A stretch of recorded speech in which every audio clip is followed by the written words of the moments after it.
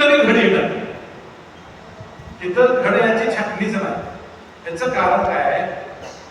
त्या लोकांच्या बाग लावायच्या अगोदर कॅलिफोर्निया असेल किंवा साऊथ आफ्रिका असेल कंपल्सरी तिथं कुठलंही पीक करताना निचरा व्यवस्था केली जाते. कॅलिफोर्निया अमेरिकन सरकारचा नियम आहे की निचरा पाईप घातल्याशिवाय शेती करायची नाही. आपण 8.5 pH ला आणि 4-5 EC ला शेती चांगली करू शकत नाही. कसला बी तज्ञ असू दे, कसला बी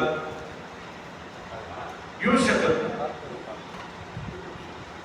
म्हणून निचरा करा आणि माती तपासा, आपल्याला EC किती आहे, pH किती आहे कळत. ह्याच्यात आता सत्तेच्या पुढे ऍसिडिक सॉइल असेल तर 100% तिथे ऍसिडिक सॉइल. आपल्याला सुद्धा निचरा व्यवस्था करून अल्कलाईन मधलं माती आपल्याला ऍसिडिक आणली पाहिजे, मग आपल्याला चांगलं फ्रुटफुलनेस मिळणार आहे. बरेच लोक आता हे तुम्हाला केव्हा मी थोडक्यात सांगितलं, वरचा शेणा मारा, बगल फूट काय ते वरची काढत बसू नका, थोडा काढू नका, काय होत नाही.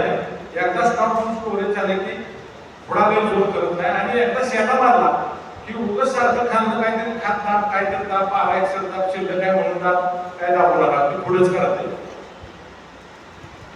गाडी तयार होईपर्यंत नंतर कमी करून देऊ नका, ती तेवढं तुम्हाला दिलं. ह्याच्यात पुढचा भाग पहा. बरेच लोक पोत्यातलं खत फवारत असतील, बरोबर का? नाही फवारत. माझा सल्ला आहे पोत्यातलं खत फवारू नका. कारण जी पाणी फवारताय औषधाला ती पाणी सुद्धा तपासून घ्या. नदीचं पाणी असेल तर ठीक आहे, पाणी तपासून घ्या. त्या पाण्यात किती सोडियम आहे, किती क्लोराईड आहे याचा खात्री करून घ्या. पाण्यात जर सोडियम जास्त झाला आणि ज्या पोत्यातलं खत फवारतो त्याच्यात सुद्धा सोडियम क्लोराईडचं प्रमाण असतच. आणि तो सोडियम क्लोराईड ज्यावेळेला सोडियम पाण्यातला वाढला की मगाशी वर्तमान सांगितलं होतं, तुम्ही किती बारकाईने लक्ष दिले मला माहित नाही, की सोडियम जर वाढला पाण्यातला आणि तो वाढतोय पोत्यातलं खत फवारलं, ती पाणी चुकीचं फवारलं तर सोडियम वाढला की सायटोकायनिन निर्मिती कमी होती. सायटोकायनिन निर्मिती कमी झाली की तुमच्या बागेत गडबडी चांगली होत नाही. याला पण आपल्या जगात ओपन चॅलेंज आहे. कुठल्या विकत सांगू आपण ओपन चॅलेंज असं घडत नाही सांगायचं, आपण ओपन चॅलेंज केला जातो. त्यामुळे पोत्यातलं खत फवारू नका. मुळातच जगभरातला कन्सेप्ट आहे की पोत्यातली खत किंवा न्यूट्रिशन फॉलियर ऍप्लिकेशन जास्त करू नका. पण आपण खत फवारण्यावर जोर देतो, जास्त करू नका. माझा विरोध नाही, त्याला थोडं करतो गरजेनुसार द्या, इफिशियन्सी काढायला पद्धत द्या, पण जादा देऊ नका. त्याच्या पुढे जाऊन क्लोराईड जास्त झाला तर पानातले क्लोरोफिल निर्मिती कमी होती, म्हणजे डार्कनेस पानाशिवाय कमी होतो. आणि अन्न निर्मिती कमी झाली की तुमच्या काडीचं साईज जाडी मिळणार नाही, जाडी कमी मिळणार किंवा अनियमन, त्याला बायोटिक ट्रेस आणि अबायोटिक ट्रेस, जैविक ताण अजैविक ताण ह्यो निर्माण झाला तर तुमच्या डोळ्यात चांगला गड भरू शकत नाही. त्यासाठी क्लोराईड घातक आणि तो पानात नसायला पाहिजे. म्हणून पोत्यातलं खत फवारू नका. अनुभव आहे आणि पान देत सतत काढत चाला.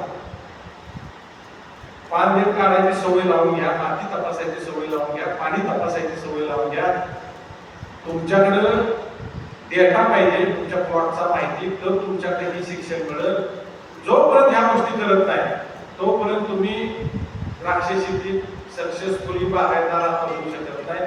झालं ते मागे निसर्ग चांगला होता, वाढवडिलांनी जमिनी चांगल्या आपल्या खत माती घालून ठेवलेल्या होत्या, पाणी चांगलं होतं.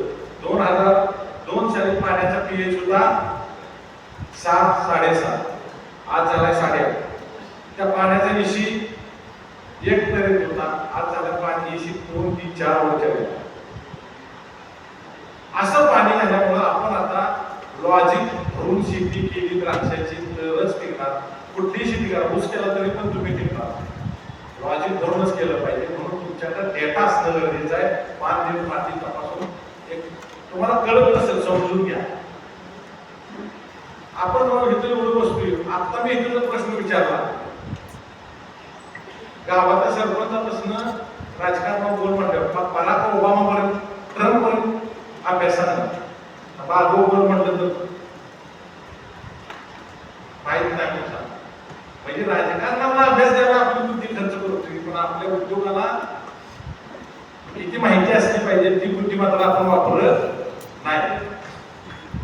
ही गोष्ट लक्षात घ्या की आपल्याला ही फवारणीचे खत पोत्यातली वापरून ड्रीपनं 30 दिवसाच्या पुढे सत्य झाल्यानंतर किंवा जरा अगोदर, आता आपण सत्य करणार आहे, विरळणी करणार आहे 4 दिवसात 2 दिवसात, त्याच्या अगोदर तुम्ही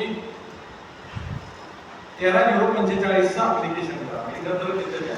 थोडासा अमोनियम सल्फेट उन्हाळ्यात वापरा. नुसतंच 13/0 युरिया फॉर्म मधलं खत घेऊन आला तुम्ही गरजेचं आहे. पण तिथे 2 किलो 3 किलो तरी पर एकर सत्यांच्या अमोनियम सल्फेट घ्या.